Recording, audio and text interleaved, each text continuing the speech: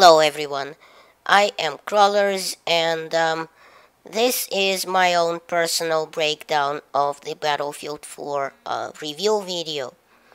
The first 17 minutes of gameplay that has just been released together with a conveniently placed pre-order button and the DLC that comes with it.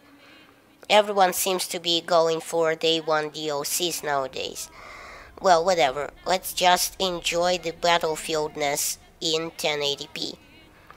So, this is, of course, single player, and basically, you wake up in an overturned SUV underwater with no good options. So, all of these guys need to get out of the SUV, but quick. And, spoiler alert, one of these guys is pinned and very much wounded. Now, to solve the situation, the guy hands you a revolver and tells you to shoot out the windshield and basically leave him to drown. Not a very good way to go, if you ask me. And Irish, who is the heavy in this bunch, disagrees with it very much. So you do it anyway. And by the way, that revolver he hands you is obviously a Rex, which is strange. What's a Russian revolver, doing in on the American side?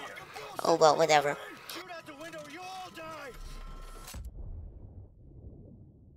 Okay, flashback to 14 minutes before the SUV.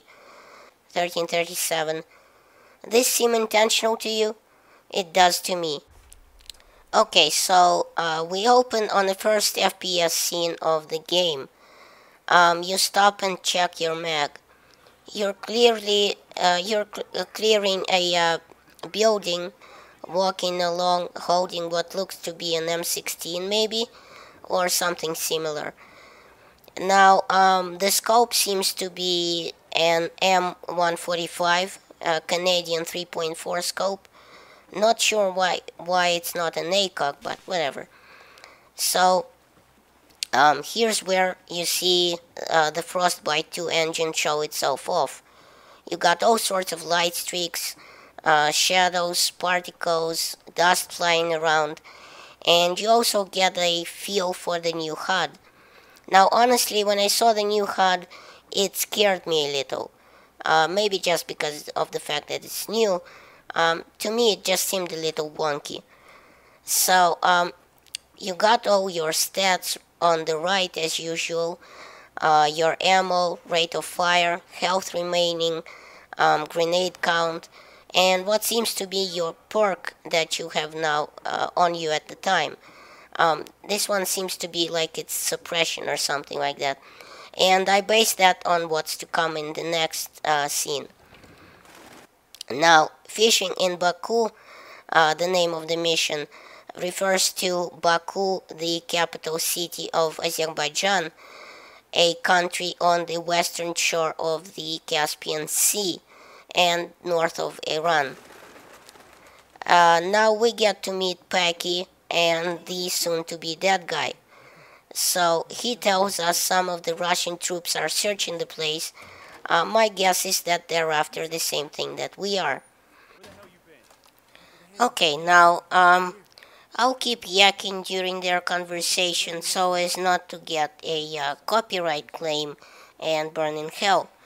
The biggest improvements, honestly, that I've seen in what I'm loosely going to call Battlefield 3.5 is, the lighting effects and the particles and all that. And, things that Frostbite 2 engine is really freaking good at.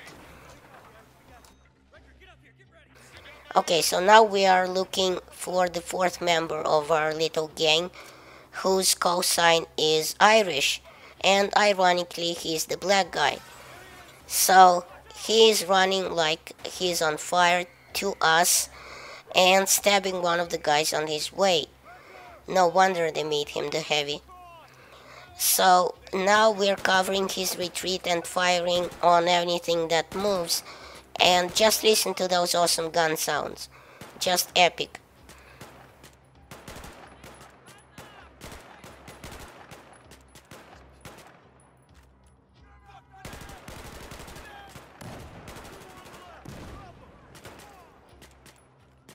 Okay, so now here's something interesting. Battlefield 4 finally joined every other FPS out there in making dual sights for the assault rifles. So you can switch, my guess is holding the right mouse button while pressing another button to an iron sight on the side of the gun. Now should be fun, but in a firefight I could never reach the two buttons to click them. And besides, my mouse has the knife map to my side mouse buttons for those stealthy last second, knife takedowns. Alright, so now we get to the outside. And before I say, what a beautiful scenery this is, I gotta say, if this map in multiplayer acts the same, going from close quarters inside the apartments to fighting outdoors, I will be all over it. Okay, so now look at all that scenery. Is this Battlefield or just some sort of a nursery simulator? Looks awesome with all those leaves and trees and lighting seeping through through the trees and leaves. Okay, so now we see an L train and we come up to an open area. Very, very open. No cover at all. And we gotta make it all the way across to that building with the two smokestacks. Can you say ambush? Okay, well, right on cue, a red jeep comes out of nowhere. A lot of firing now, and no one actually hitting anything. Just like the movies. So, here's an interesting thing.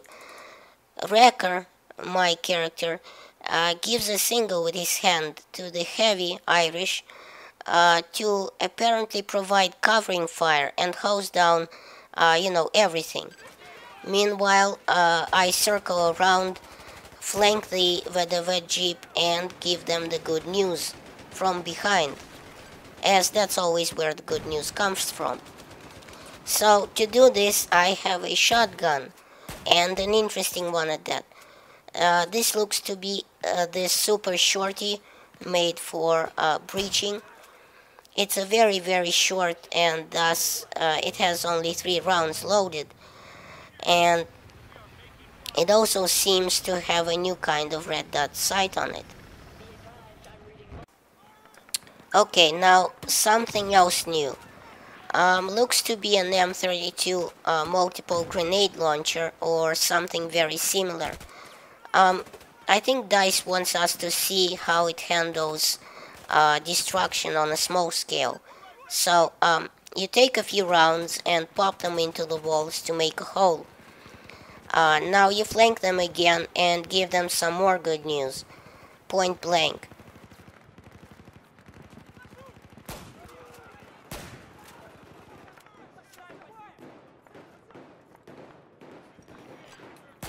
You clear out the bad guys and you come up to the roof where you see a sniper, promptly taking his tags. Now a couple of things disappoint me here. Firstly, the animation is the same, although let's face it, it may change before the final release as it did in Battlefield 3. I actually have a short knife-only kill feed from the Battlefield 3 alpha, so you can clearly see the early animations they had there.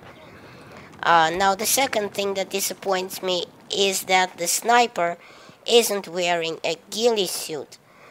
Although again, this might come into play later, maybe in different terrains, different missions. But I'd really like to see the ghillie suits for the recons.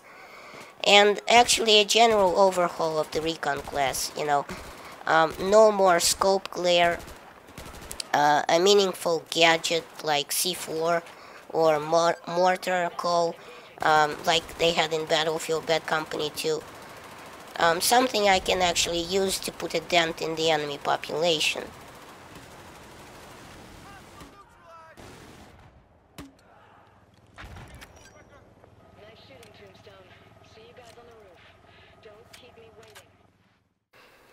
Okay, so we're going up to the roof in a construction lift or elevator, as you Yanks say.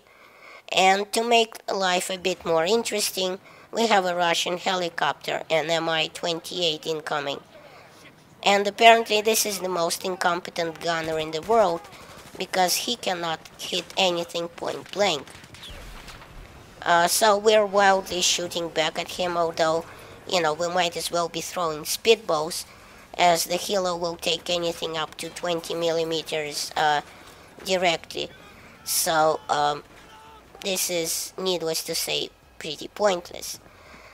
So we're running to the roof while everything around us is collapsing in a nice show of the Frostbite 2 abilities. And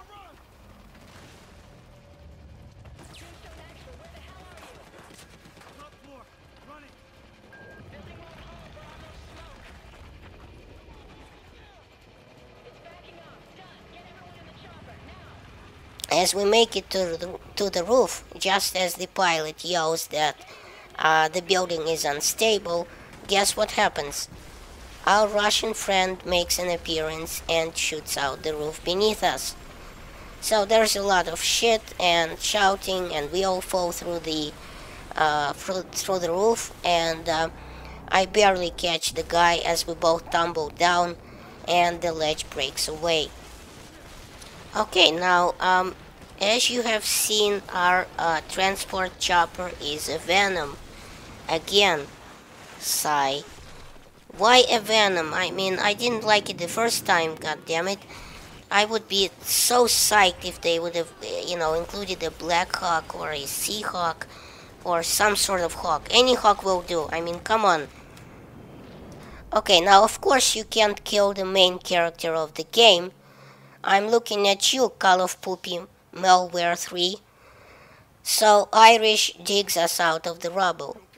By the way, to find out what Call of Poopy means, check out my Air Superiority trailer breakdown video.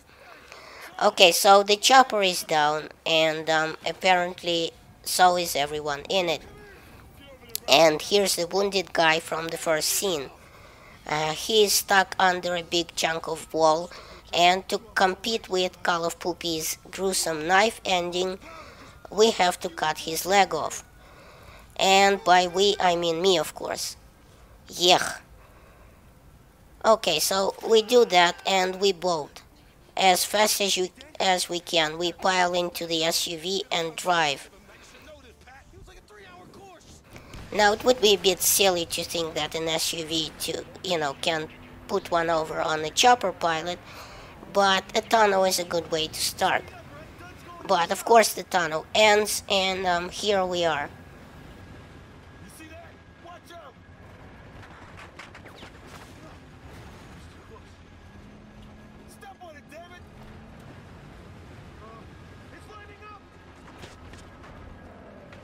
In a pure James Bond moment, I fall out of the driver's seat, time slows down, and Irish hands me an M320. Conveniently enough, the chopper comes close and hovers low. Only one way this can end: underwater. Oh, pause right here real quick. Look at the Wrecker's watch, 10:08. A possible hint to Battlefield 4's release date, maybe? 8th of October 2013, obviously. Either that or, just a happy coincidence. I have been Crawlers. Please rate, subscribe, and check out my other videos at the end of this one. Thanks.